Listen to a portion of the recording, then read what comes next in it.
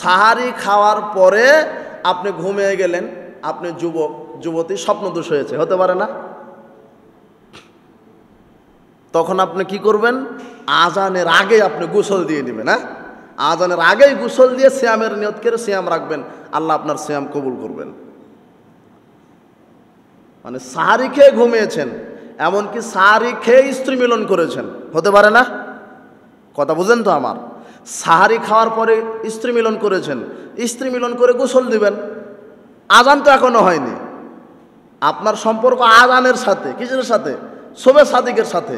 অর্থাৎ সাহারি খেয়ে শবে সাদিকের পূর্বে আপনি পবিত্রতা অর্জন করলেই হলো। কথা বুঝেননি কি না?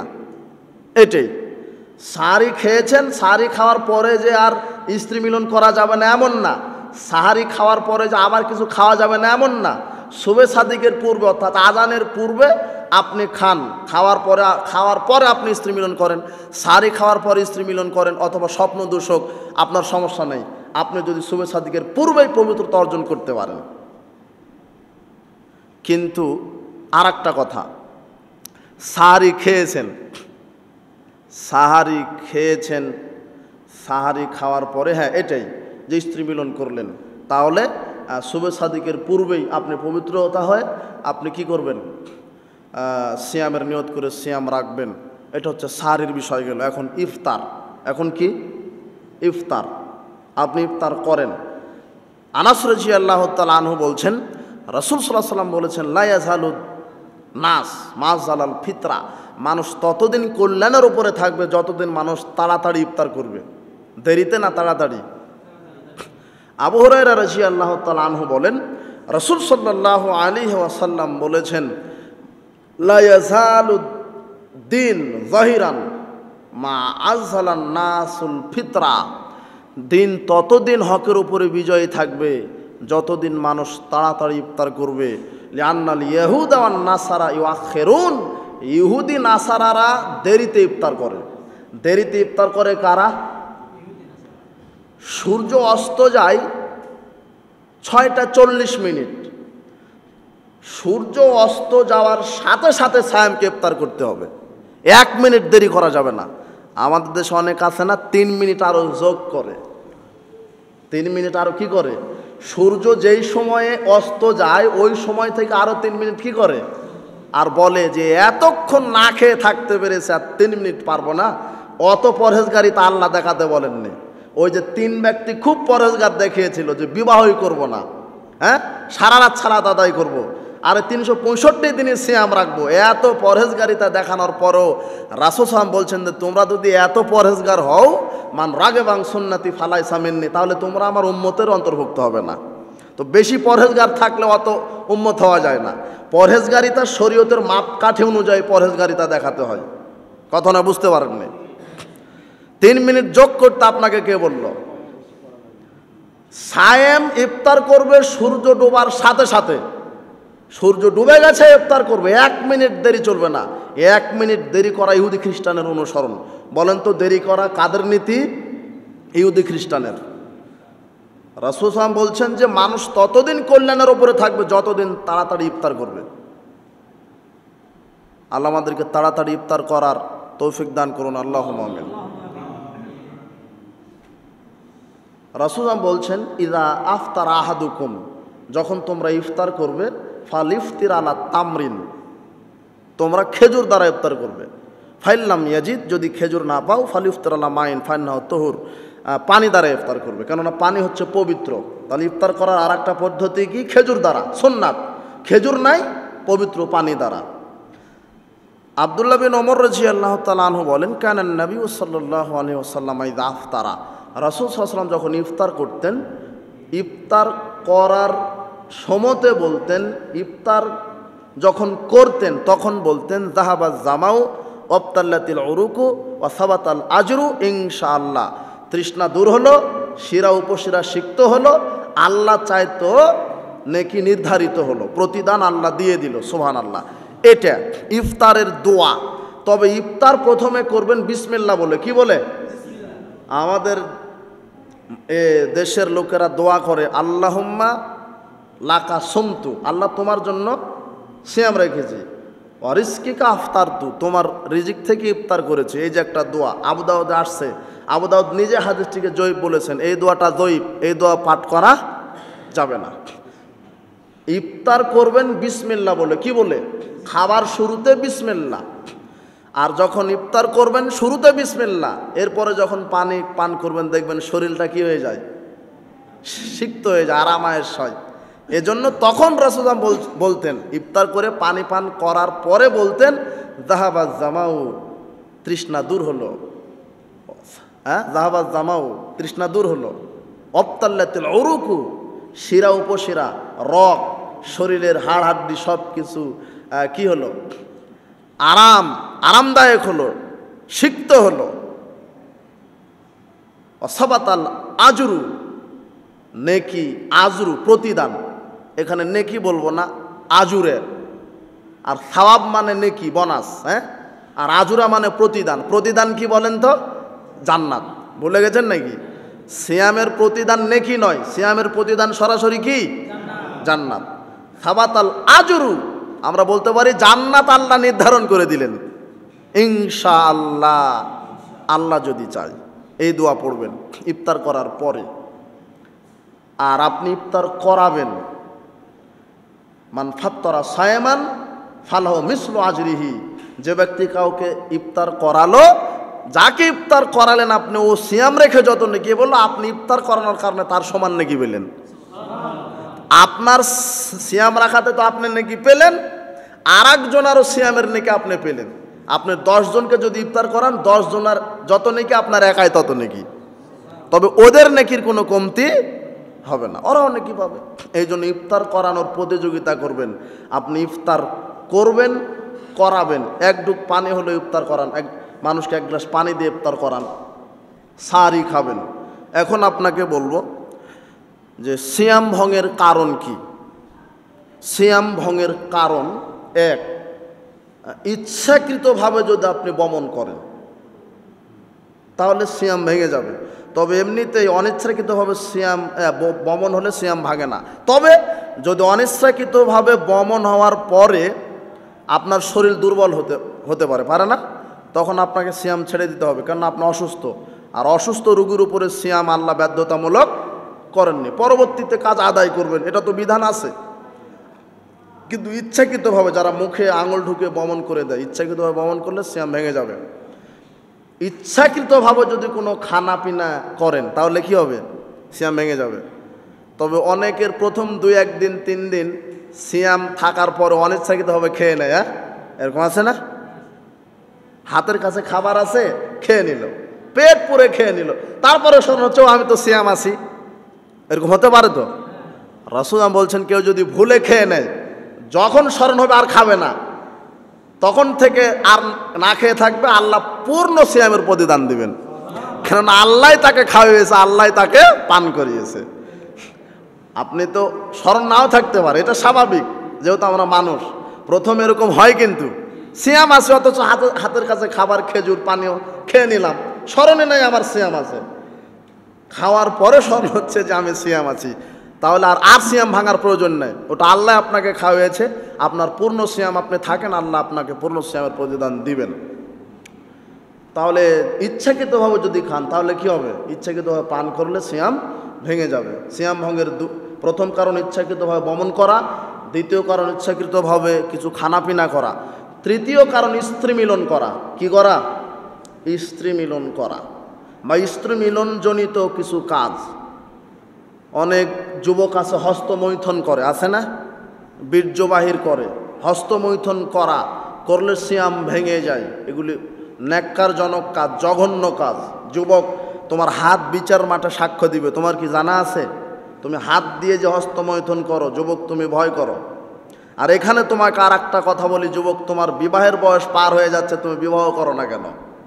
সামর্থ্য বলতে তুমি কি বোঝাচ্ছ? সামর্থ্য মানে কি? 20 লক্ষ টাকা ঘুষ দিয়ে চাকরি নেওয়া লাগবে, এর নাম সামর্থ্য নাকি? পড়াশোনা শেষ হয়েছে, চাকরি হলে তুমি বিবাহ করবে, এটা তোমার ধারণা। তোমার যৌবনটা যে ক্ষয় হয়ে যাচ্ছে, তুমি পারো একটা মেয়েকে ভরণ পোষণ দিতে, যোগ্যতা আছে, কিন্তু তুমি মনে করছো যে আমার আরও যোগ্যতা প্রয়োজন, এটা তোমার বোকামি। আর তোমার বিবাহ তাড়াতাড়ি না করার কারণে সমাজে আজকে জেনা ব্যভিচার একেবারে করোনা ভাইরাসের মতো বেশি হয়ে গেছে। এত জেনা ব্যভিচার সমাজে, প্রায় যুবক যুবতী এই জেনার সাথে জড়িত, ঈমান নাই তো। এই জন্য জেনা বন্ধের প্রথম কাজ হচ্ছে সঠিক সময়ে নারী পুরুষ যুবক যুবতীকে বিবাহ দেওয়া। কথা বুঝতে পেরেছেন? তুমি হস্তমৈথুন করে জীবনটাকে শেষ করে দিচ্ছ, আর তুমি বলছো নিজের পায়ে খাড়া হওয়া, তোমার জীবন তো শেষ করে দিলে। যাক, সিয়াম ভঙ্গের কারণ ইচ্ছাকৃতভাবে বমন, স্ত্রী মিলন, আর কি ইচ্ছাকৃতভাবে খানা পিনা। আর খানা পিনার অন্তর্ভুক্ত বিষয় 4 নম্বর, যেমন স্যালাইন অথবা ইনজেকশান। এমন ইনজেকশান যে ইনজেকশানের মাধ্যমে দেহে খাদ্য তৈরি হয়। ইনজেকশনের মাধ্যমে স্যালাইন যদি শরীরে দেওয়া হয় তাহলে সিয়াম ভেঙে যাবে। তবে রোগের প্রতিষেধক হিসেবে যদি ঔষধ হিসেবে ইনজেকশন দেওয়া যায় তাহলে সিয়াম ভঙ্গ হবে না। রক্ত শরীরে নিলে সিয়াম ভেঙে যাবে, কিন্তু রক্ত দিলে সিয়াম ভাঙবে না। আর শিঙ্গা লাগালে সিয়াম ভাঙে কি ভাঙে না এ ব্যাপারে ইখতিলাফ। তবে বেশিরভাগ মুহাদ্দিসের মত যে সিঙ্গা লাগালে সিয়াম ভাঙবে না। আরেকটি মাসলা যে সিয়াম অবস্থায় যদি কেউ স্ত্রী মিলন করে, ইচ্ছাকৃতভাবে যদি কেউ সিয়াম একটা শয়তানের ওয়াসওয়াসায় পড়ে দুষ্টামি করে যদি একটা সিয়াম কাজা করে, তাহলে তাকে একটা সিয়ামই কাজ আদায় করতে হবে। কথা বুঝেন কি না? কিন্তু স্ত্রী মিলন যদি সিয়াম অবস্থায় করে তাকে 61টি সিয়াম রাখতে হবে। কয়টি? 61। একটা হলো সিয়ামের কাজা, আর 60টি হলো কাফফারা। কথা মনে বুঝলেন না? সিয়াম অবস্থায় যেই পুরুষ স্ত্রী মিলন করবে তার কাফফারা হলো 60টি সিয়াম রাখা, আর না হলে 60 জন মিসকিনকে খাওয়ানো। নারীর 60টি সিয়াম রাখা লাগবে না, নারীর একটা রাখলেই হবে। আর পুরুষের 61। এক হচ্ছে ফরজ সিয়ামের কাজা, আর 60টি হলো সিয়াম অবস্থায় স্ত্রী মিলন করার কাফফারা। এই হচ্ছে সিয়াম ভঙ্গের এগুলি কারণ। আর কিছু ছুটে গেল নাকি? এছাড়া অনেকে বলে যে সিয়াম অবস্থায় ব্রাশ করা হয় না, দাঁত মাজা হয় না, রক্ত বের হয়। রক্ত বের হলে সিয়াম ভাঙে না। কথা বুঝেছেন কি না? শরীর থেকে রক্ত বের হলে সিয়াম রাখা অবস্থা আপনি ব্রাশ করতে পারেন, দাঁতল করতে পারেন, সমস্যা নেই। রক্ত বের হলে হলো, রক্ত বের হলে সিয়াম ভাঙবে এই কথা ঠিক নয়। কাজেই আপনি সিয়াম রাখবেন, ইফতার করবেন, সাহারি খাবেন, সিয়াম ভাঙার যত কাজ এগুলি কাজ থেকে বিরত থাকবেন। আর যত মিথ্যে কথা আছে, রাসূল সাল্লাল্লাহু আলাইহি ওয়াসাল্লাম বলছেন, মান লাম ইয়াদা কাওলা জুর ওয়াল আমালা বিহি, যে ব্যক্তি সিয়াম থাকা অবস্থা মিথ্যা কথা মিথ্যা কর্ম করে, ফালাইসা লিল্লাহি হাজাতিন ফিয়া ইয়াদা তা'আমাহু ওয়া শারাবাহু, তার না খেয়ে থাকা আর কুপবৃত্তি থেকে বেঁচে থাকা এগুলির কোনো দাম আল্লাহর কাছে নেই। কাজে আপনি সিয়াম থাকা অবস্থায় মিথ্যা কথা বলতে পারেন না, মিথ্যা কর্ম করতে পারেন না। সিয়াম ভঙ্গের কারণ যেগুলি বললাম এগুলি করলে সিয়াম ভেঙে যায়। এছাড়া যত কাবিরা গুনাহ আছে, সিয়াম থাকা অবস্থায় যদি কাবিরা গুনাহ করেন তাহলে সিয়ামের ফরজিয়াত আদায় হবে, কিন্তু সিয়ামের কোনো প্রতিদান আপনি পাবেন না। সিয়াম থাকা অবস্থায় আপনি মোবাইলে গান শুনতে পারবেন না, তাহলে সিয়ামের প্রতিদান থেকে বঞ্চিত হবেন। সিয়াম থাকা অবস্থায় আপনি অশ্লীল কিছু দেখতে পারবেন না। সিয়াম থাকা অবস্থায় মানুষকে গালি দিতে পারবেন না। সিয়াম থাকা অবস্থায় আপনি মিথ্যা কথা বলতে পারবেন না। সিয়াম থাকা অবস্থায় আপনি গীবাত করতে পারবেন না। সিয়াম থাকা অবস্থায় বেপরদায় থাকতে পারবেন না। যে নারী সিয়াম থাকার পরও বেপরদায় থাকে, মাথায় কাপড় থাকে না, পেট পিঠে কাপড় থাকে না, উলঙ্গ পোশাক পরে, এই নারীর সিয়াম আল্লাহ কবুল করবেন না, কোনো প্রতিদানই দিবেন না। আপনার ইচ্ছাকৃতভাবে খেলে পান করলে সিয়ামই ভেঙে যায়, ইচ্ছাকৃতভাবে বমন করলে সিয়ামই ভেঙে যায়, স্ত্রী মিলন করলে সিয়ামই ভেঙে যায়। কথা বুঝেন তো? কিন্তু এছাড়া যত বড় বড় কাবিরা গুনাহ আছে, মিথ্যা কথা বলেন, আপনার গীবত করা বলেন, বেপরদায় চলা বলেন, এগুলিতে সিয়াম ভাঙবে না, সিয়ামের ফরজিয়াত আদায় হবে, কিন্তু সিয়ামের কোনো প্রতিদান আপনি পাবেন না। কাজেই সিয়াম মানেই বিরত থাকা, যাবতীয় অশ্লীল যৌন কাজ থেকে আপনি বিরত থাকবেন, পাপ কাজ থেকে, এর নাম হচ্ছে সিয়াম। আর এই রমাদান সিয়াম আমাদেরকে কি শিক্ষা দেয়? সর্বশেষ আপনাদের সাথে কয়েকটি কথা।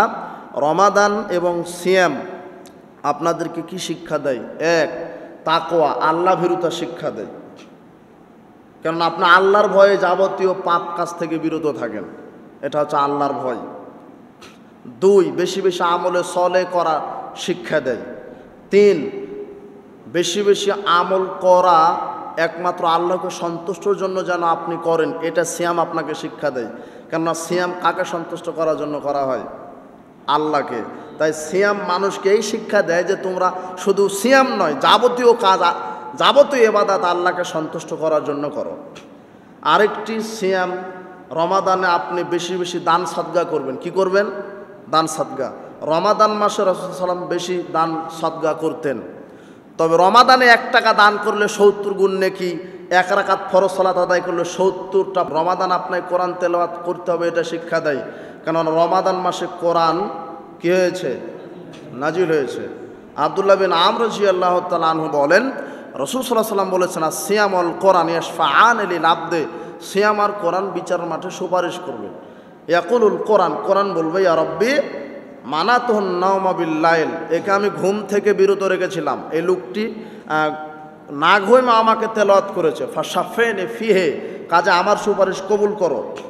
বিচার মাঠে সূরা বাকারা ইমরান ঝগড়া করবে, কার সাথে? আল্লাহর সাথে। তো হাজ্জান, আল্লাহর সাথে ঝগড়া করে বলবো আল্লাহকে জান্নাত দাও, আল্লাহ বল দিব না। ঝগড়া বুঝেন তো? ঝগড়া বুঝেন না? আপনাদের গ্রামের লোকেরা ঝগড়া লাগে না, এই মুখে মুখে কথা। তো সূরা বাকারা আর ইমরান একদিকে, আল্লাহ একদিকে। সূরা বাকারা ইমরান আল্লাহকে বলবে ক্ষমা করতে হবে, জান্নাত দিতেই হবে। আল্লাহ দিব না, ক্ষমা করবো না, দিতেই হবে। আর দিব না, ক্ষমা করবো না। শেষ পর্যন্ত আল্লাহ বল, ঠিক আছে যাও, তোমাদের কারণে আমি এই লোকটিকে পাপ ক্ষমা করে জান্নাত দিলাম। কাজে এই জন্য সূরা বাকারা আলী ইমরান খতম করতে বলেননি। অত খতম করা লাগে না, কোরআন হাদিস পড়া লাগে আর বোঝা লাগে, কথা বুঝতে পেরেছেন? খতম করেন, কিন্তু আমরা রমাদানে খতম করা নিয়ে পাড়াপাড়ি করি, কিন্তু কি পড়ি আমরা নিজেই বুঝি না। তাই এই কারণে তো আমাদের আমলের কোনো পরিবর্তন নেই। কোরআনে লেখা আছে পর্দায় থাকো, সুদ খাও না, ঘুষ খাও না, মিথ্যা কথা বলো না, ওগুলি আয়াতই পড়ি, কিন্তু আমরা কিছু বুঝি না, খুব খতম করি। আর রমাদান সেজে মুড়ো মুড়ো গল্প বলি যে আমি এবারে 20 খতম, আমার বউ 14 খতম, আমার দাদা 18 খতম, এইভাবে খতমের গল্প দেয়। হ্যাঁ, কোরআন মায়ের খতম করতে আসেনি, কোরআন মায়ের এসেছে আপনার জীবনকে সাজাতে।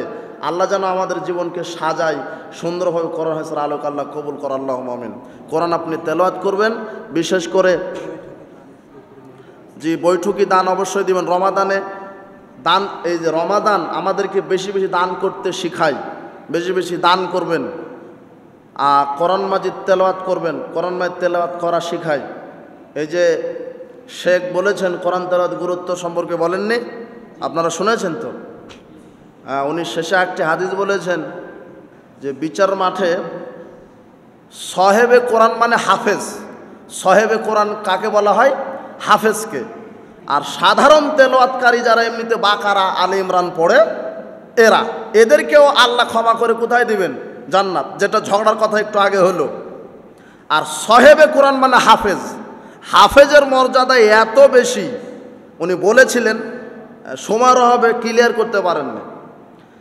মুজাহিদ যারা, মুজাহিদ বুঝেন তো? মুজাহিদ যারা আল্লাহ রাস্তায় কি করে? হ্যাঁ, জিহাদ করে। এদেরকে আল্লাহ জান্নাতে 100 তালা বিল্ডিং দিবেন। কয় তালা? 100 তালা। মানে এদের স্তর, এদের মর্যাদা 100 তালা বিল্ডিং দিবেন। আর যারা হাফেজ, এদেরকে আল্লাহ বিচার মাঠে বলবেন ইকরা, তুমি পড়ো, ওয়ারতাকি, আর উঠতে থাকো। ওরাত্তিল, সুন্দর কণ্ঠে সুন্দরভাবে তারতিলের সাথে কোরআন তেলাওয়াত করে আমাকে শোনাও। কামা কুনতা তুরাত্তিলু ফিদ দুনিয়া, যেভাবে দুনিয়াতে তেলাওয়াত করতে। ফাইন্না মানজিলাকা ইনদা আখিরে আয়াত, কেননা তোমার থাকার জায়গা তেলাওয়াতের শেষ জায়গায়। অর্থাৎ কোরআন মাজিদের আয়াতের সংখ্যা কত? কোরআন মাজিদের আয়াতের সংখ্যা কত? 6236টি। 6236টি। হাফেজ সাহেব যদি ৬,২৩৬টা আয়াত পড়তে পারে তাহলে আল্লাহ তাকে জান্নাতে ৬,২৩৬ তলা বিল্ডিং দিবেন। কথা না বুঝেননি? আর এই কোরআন আপনি যারা কোরআন পড়তে শিখেননি রমাদানে শিখবেন, আল্লাহ কবুল করেন, আল্লাহুম্মা আমিন। কোরআন বিশেষ করে মুলক পড়বেন। মুলক পড়লে কি কবরের আযাব থেকে সূরা মুলক বাধা দিবে, শাস্তি হতে দিবে না। সূরা মুলক কবরের শাস্তি থেকে বাধা দেয়। হিয়াল মানিয়াত হিয়াল মুনজিয়াত তুনজি মিন আযাবিল কবর। যারা সূরা মুলক নিয়মিত পড়ে কবরের শাস্তি থেকে তাদেরকে বাধা দেয়। আর সূরা ইখলাস পড়বেন। আব্দুল্লাহ বিন আব্বাস রাদিয়াল্লাহু তাআলা আনহু বলছেন, রাসূল সাল্লাল্লাহু আলাইহি ওয়াসাল্লাম বলেছেন, কুল হুয়াল্লাহু আহাদ তাদিলু সুলুসাল কোরআন। সূরা ইখলাস কোরআনের 3 ভাগের 1 ভাগ। অর্থাৎ সূরা ইখলাস যদি আপনি 3 বার পড়েন সমস্ত কোরআন মাজিদ খতম দেওয়ার সমান আল্লাহ আপনাকে নেকি দিবেন। কুল ইয়া আইয়ুহাল কাফিরুন তাদিলু রুবুআল কোরআন। যদি কেউ সূরা কাফিরুন 4 বার পড়ে তাহলে গোটা কোরআন মাজিদ তেলাওয়াত করার সমান আল্লাহ নেকি দিবেন। সূরা কাফিরুন পড়েন, ইখলাস পড়েন। মান করা কুল হুয়াল্লাহু আহাদ, যে ব্যক্তি পাঠ করবে সূরা ইখলাস হাত্তা ইয়াখতিমাহা, শেষ পর্যন্ত, 10 মাররাত, আহমদ গ্রন্থে এটা হাদিসটা আসছে। মান করা, যে ব্যক্তি তেলাওয়াত করবে কুল হুয়াল্লাহু আহাদ হাত্তা ইয়াখতিমাহা 10 মাররাত, সূরা ইখলাস শুরু থেকে শেষ পর্যন্ত যে 10 বার পাঠ করবে, বানাল্লাহু লাহু কসরান ফিল জান্নাহ, আল্লাহ তার জন্য সোনার পাদারা জান্নাতে একটা ঘর তৈরি করে দিবেন। মানে কোরআনের তেলাওয়াত, কোরআন তেলাওয়াতের ফজিলত এত বেশি, সুবহানাল্লাহ ওয়া বিহামদিহি। আর রাসূল বলছেন, এই তোমাদের কে চাও যে একটা উট ওই বাজার থেকে কিনে আনো, যেটা লাইসমা ফিহে, যেটা কোনো পাপ হবে না, যেটা চুরি করাও নয়? তো সবাই চায়। তো রাসূল বলছেন যে তোমরা মসজিদে যাও, গিয়ে একটা আয়াত তেলাওয়াত করো, অথবা একটা আয়াত মানুষকে প্রচার করে দাও, শিখিয়ে দাও। একটা আয়াত যদি তেলাওয়াত করতে পারো তাহলে একটা উট কুরবানির সওয়াব আল্লাহ তোমাকে দিবেন। এবং কোরআন মাজিদের যত আয়াত পড়বেন তত উট কুরবানির নেকি। অথচ এখন বর্তমানে একটা ভালো উটের প্রতিদান প্রায় 6 লক্ষ টাকা। কত? 6 থেকে 8। তো একটা আয়াত তেলাওয়াত করলে কত নেকি? একটা উট কুরবানির সমান নেকি। মান কারা হারফাম মিন কিতাবিল্লাহ, যে কিতাব থেকে একটা হরফ তেলাওয়াত করে তার নেকি কত? ফালাও হাসানা, তার নেকি আছে। অল হাসানাতু বিআশরি আমসালিহা, তার নেকি হচ্ছে 10 গুণ। আর 10কে আল্লাহ 700 গুণ করে দিতে পারে, 700কে 700 লক্ষ গুণ করে দিতে পারে। কাজেই আপনারা বেশি বেশি, রমাদান আপনাকে শিক্ষা দেয় কোরআন মাজিদ বেশি বেশি তেলাওয়াত করতে, দান করতে। রমাদান আপনাকে শিক্ষা দেয় বেশি বেশি আল্লাহর কাছে ক্ষমা চাইতে, বেশি বেশি আস্তাগফিরুল্লাহ পাঠ করবেন। রমাদান আপনাকে শিক্ষা দেয় যাবতীয় অন্যায় কাজ থেকে বিরত থাকতে। যারা চাঁদাবাজ, যারা অবৈধ ব্যবসায়িক, ওজনে কম দিবেন না, মাপে কম দিবেন না, খাদ্যে ভেজাল দিবেন না, হ্যাঁ রমাদান। যারা ব্যবসায়িক তারা দ্রব্যমূল্য কম ধরবেন। অন্যান্য মাসে যেটা ধরতেন এখন প্রত্যেকটা দ্রব্যমূল্যে 2 টাকা 5 টাকা কম করে বিক্রি করবেন, বরকত কে নাজিল করবে। আর যদি বেশি ধরেন যারা ব্যবসায়িক তাদেরকে বলছি বরকত আল্লাহ উঠিয়ে দিবে, নাজিল হবে না। আর রমাদানে সব কিছু ছাড় দিতে হবে। রহমত, বরকত, নাজাতের মাস রমাদান মাস, বরকতের মাস রমাদান মাস, ক্ষমার মাস রমাদান মাস, দয়ার মাস রমাদান মাস, জান্নাত পাওয়ার মাস কোন মাস? রমাদান মাস। আল্লাহর সন্তুষ্টি অর্জন করার মাস রমাদান মাস, এটা মনে রাখতে হবে। এই মাসে কোনো গালিগালাজ হবে না, কোনো গিবাদ হবে না। মহিলারা সিয়াম থাকে আর গিবাদ করে, আর পুরুষেরা সিয়াম থাকার পরে ইফতার করার পরে বিড়ি টানে। একই হলো, ওরা সিয়াম থাকার পরে গিবত করে আর পুরুষেরা সিয়াম থাকার পরে বিড়ি দিয়ে ইফতার করে। যারা সারাদিন যে কিভাবে থাকে, হ্যাঁ ইফতার করার পরে কি করে? বিড়িতে টান দেয়। আর বিড়ি হারাম, ও সারাদিন না খেয়ে থাকায় কাম। কে কবুল করেনি সিয়াম? এবাদাত কবুলের পূর্ব শর্ত হালাল রুজি। তো ও তো বিড়ি খেলেও হালাল না হারাম? হারাম। ওটা মাদক, ওটা তামাক দিয়ে বিড়ি তৈরি হয়, আর তামাক হারাম। তামাক বেশি খেলে বিবেকের ক্ষতি হয়, কাজেই তার কমও হারাম। রাসূল বলছেন মাসকারা কাসিরু ফাকলিলু হারাম, যেটা বেশি খেলে বিবেকের ক্ষতি হয় তার কমও হারাম। তামাক যারা জর্দা খায় ওই জর্দায় তামাক থেকে হয়, ওই যারা বিড়ি সিগারেটের কি মশলা তামাক থেকে হয়, গুল তামাক থেকেই হয়, একটাই জিনিস। জর্দা যা আপনি খান 150-200-250 গ্রাম জর্দা খেলে মাথা ঠিক থাকবে না, কাজেই জর্দার একটা দানা হারাম, বিড়ি হারাম। বেকুবেরা বলে কোথায় বিড়ির কথা, তো জর্দার কথা তো লেখা নাই, নেটে একটা বেকুব বক্তব্য দেয়নি, ওর কি ওকে আবার পড়াশোনা করা লাগবে, ও কোরআনই বুঝে না, আবার ভর্তি হওয়া লাগবে, কোরআন বিভাগে ভর্তি হয়ে তাই কোরআন বোঝা লাগবে, বেকুব। কোরআন মায়েদা আল্লাহ বলছেন এই হইলে দিন আমানু ইন্নামাল খামর, নিশ্চয় মদ পান করা শয়তানের কাজ।